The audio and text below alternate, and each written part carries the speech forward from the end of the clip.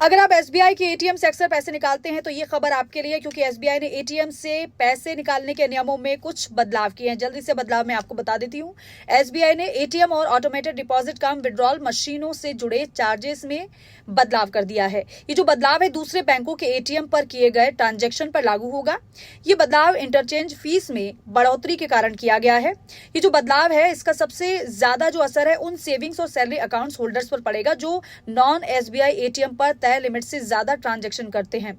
SBI के अपने ATM पर किए गए ट्रांजैक्शन में कोई बदलाव नहीं किया गया है। इसका मतलब यह है कि बैंक के एटीएम पर ट्रांजैक्शन पहले की तरह ही रहेंगे। अब नए सिस्टम के तहत क्या है वो आप जान लीजिए।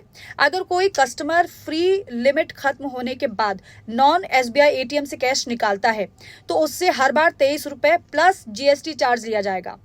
पहले ये जो फीस थी वो 21 रुपए प्लस जीएसटी थी।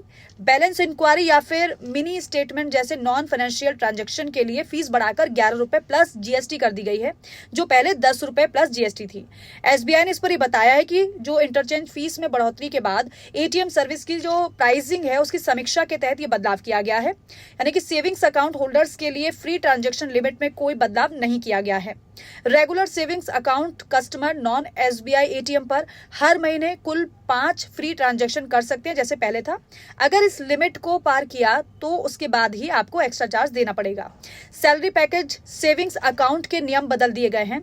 इन अकाउंट होल्डर्स को अब सभी जगहों पर नॉन एसबीआई एटीएम पर हर महीने कुल 10 फ्री ट्रांजैक्शन करने की इजाजत होगी।